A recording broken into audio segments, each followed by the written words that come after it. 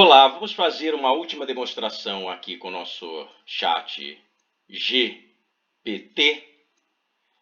Agora, no âmbito acadêmico, das referências bibliográficas, né? Constituição de uma bibliografia acadêmica. Bom, em primeiro lugar, o problema é o seguinte, né? Será que as referências bibliográficas que o programa fornece para você correspondem à realidade? Ou seja, existe o texto que ele está mencionando, esses textos existem, em que medida ele acaba criando textos que simplesmente são produtos de combinações ali que o sistema faz, né? Ou seja, eles não existem na realidade. Pois bem, como vocês podem observar aqui em cima, onde está o monitor, eu fiz a pergunta, estabeleci uma bibliografia com referências acadêmicas, eu comi ali o S, referências acadêmicas sobre o conceito de ideia em Immanuel Kant, né? Pois bem, dentre esses livros oferecidos, né, 5 referências bibliográficas, depois ele oferece mais 10, alguns simplesmente não existem. Se você tiver curiosidade de procurar, basta você selecionar, alguns você vai achar, a referência bibliográfica é verdadeira, outros simplesmente são gerados pelo sistema, ou seja, não corresponde à realidade, né? Bom, queria terminar o nosso vídeo fazendo uma reflexão, né? Uma reflexão sobre o sistema educacional e sobre a escrita, sobre a composição de textos e a criação, etc. Breve, né? Nós sabemos que existe muita bobeira escrita pela internet, né? O mundo de lugares comuns, de coisas triviais ditas, que podem ser reproduzidas por combinação, né? Ou seja, sem qualquer elemento criativo ou expressivo que caracterize um estilo específico ou uma criação específica, né? Pois bem, isso significa o quê? Significa uma decadência, uma destruição, um grande perigo para a esfera educacional? Em parte sim, mas em parte não. Por qual razão? Se for para a produção de textos marqueteiros, se for para a produção de conteúdos discursivos simplórios, se for para a produção de narrativas simples, repetitivas, lugares comuns, etc., etc., a máquina funcionará muito bem para escrever um e-mail, e-mails repetitivos. A máquina funcionará muito bem para prestar informações, mas a máquina não vai ser capaz de estabelecer um conceito. E conceito, senhoras e senhores, não tem nada a ver com estabelecimento de simples definições, né? Um conceito tem que ser explicitado no seu método de constituição. Ou seja, por quais razões as notas características são determinantes daqueles conceitos, por quais razões aquelas notas e não outras. Então, o que se deve atentar é para a metodologia sobre como o conceito é constituído, quais são os passos de constituição do conceito, não simplesmente oferecer uma definição, né?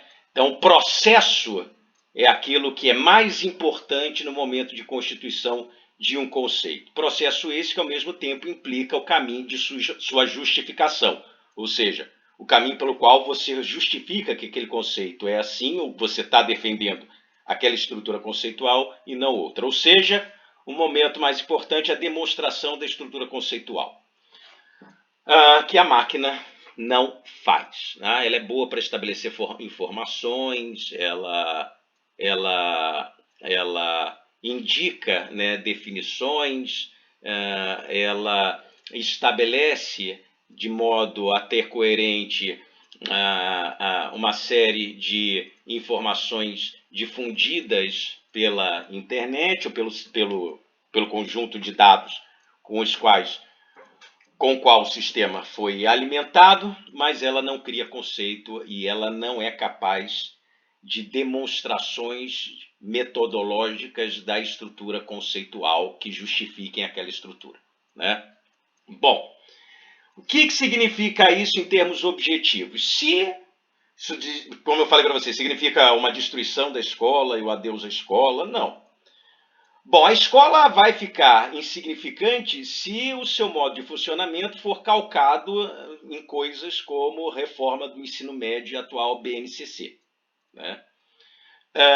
Por qual razão? Basta vocês abrirem os livros didáticos aprovados pela BNCC e vocês verão o caráter absolutamente simplório dos textos ali apresentados, em geral informacionais, incapazes de desenvolver no indivíduo ou estimular o desenvolvimento dessa tarefa de constituição, criação, estabelecimento, justificação, argumentações contrárias e a favor, colocação de problemas, isso é capital, colocar problemas, avaliar a importância ou a maior importância ou a menor importância de um argumento ou de um dado.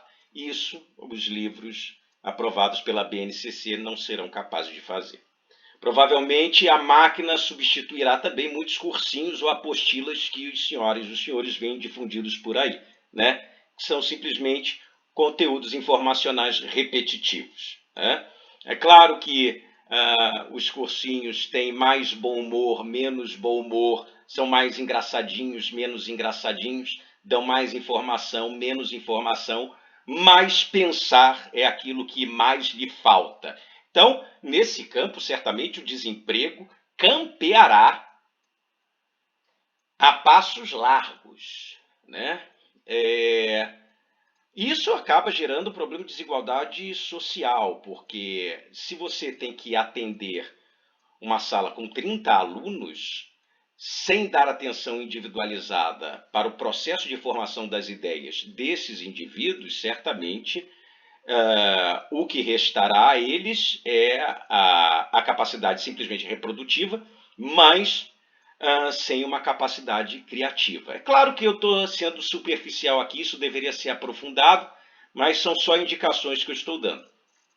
Então, para 30 alunos, vai continuar funcionando o sistema informacional, tá? Algumas pessoas alegam que há problema de memorização, a escola não deveria memorizar. Não, tudo bem. A máquina tem uma capacidade de memória ou mnemônica fantástica, né? Mas em que medida a memória também é necessária para a possibilidade de estabelecer novos conceitos, novas ideias, novas estruturas, poder rearticular essas estruturas, né? Então, a memória não é tão descartável para nós humanos de maneira que possamos deixá-la simplesmente, livremente nas mãos das máquinas, abdicando disso. Bom, se você tem, por um lado, uma esfera social capaz das condições monetárias para investir numa educação individualizada que acompanhe o seu processo de criação, de estabelecimento de ideias, de aprendizado efetivamente, é claro que essa pessoa terá maior destaque. Se essa pessoa for entregue a um sistema de ensino que simplesmente se dedica à reprodução de informações, sem a preocupação com metodologias de verificação, formas de verificação, capacidade de criação, etc., essas pessoas serão destinadas a subempregos, né? Vocês podem observar que já se faz uma diferença entre aquele que é capaz de avaliar estruturas conceituais e verificar fontes adequadas de confirmação de uma informação em relação àqueles que simplesmente recebem e engolem essa informação sem ter problemas ou por problemas. A capacidade de formulação de problemas é a capacidade crucial que a estrutura absolutamente passiva em que a internet se encontra não desenvolve. É claro que o sistema é muito bom no campo da informática, na medida em que ele complementa códigos, por exemplo, código Python, ele cria códigos, corrige os seus códigos, etc, etc. Ele tem funções positivas nesse campo. Nesse campo também talvez crie uma espécie de desemprego para os programadores em alguma medida, né? Mas o mais grave é que talvez as nossas formas de ensino tenham que ser muito bem repensadas para que não sejam formas de ensino mecânicas ou simplesmente de decoreba informacional, né? Bom, com isso eu entrego o último vídeo a vocês, atentando que mais problemas graves estão por trás disso, pessoas que pedem informação à máquina e não constatam, problemas de viés que a máquina tem, ou seja, conforme as respostas e as validações que os humanos vão dando, determinados conteúdos vão se destacar sobre outros, a máquina vai começar a responder segundo o mesmo padrão, né? Apesar de poder fazer variações, problemas de viés, problemas de padrões valorativos que a máquina acaba apresentando. Enfim, talvez para os textos triviais, bobos, simplistas, dos textos de propaganda, das piadinhas tacanhas, do conteúdo em geral difundido pela internet, ou dos textos de autoajuda, né? Talvez a máquina seja capaz de desempenhar bem as suas funções. Em boa medida, todas as trivialidades que se escrevem no nível do coach pessoal, né? Todos terão um coach pessoal nessa máquina, tirando suas pequenas dúvidas ou pequenos dissabores, ou tendo ali alguma distração com quem conversar coisas triviais. Mas se for para escapar desse âmbito, né, talvez a escola tenha um papel fundamental a desenvolver, né? É isso. Espero que vocês tragam outros problemas. Tem vários problemas que eu não destaquei aqui, mas espero que vocês reflitam sobre os problemas e se preparem, porque a máquina vai aparecer em vários lugares ao longo de 2023 e adiante. Eu não estou disposto a curtir e descurtir as respostas que a máquina dá, porque eu não vou trabalhar de graça para o Elon Musk. Pelo menos é um princípio ético pessoal que eu assumo. E porque, por outro lado, também considero esse tipo de sistema uma espécie de privação da capacidade de raciocinar e um grande tutelamento dos seres humanos, né? A internet, lembrando, tem as suas grandes vantagens. Sem ela não teríamos disponibilidade de grandes livros, muitos deles caros, que não temos acesso, bem como artigos científicos, mas esse tipo de sistema é bastante duvidoso, até mesmo nas informações que gera. É isso, um abraço a todos.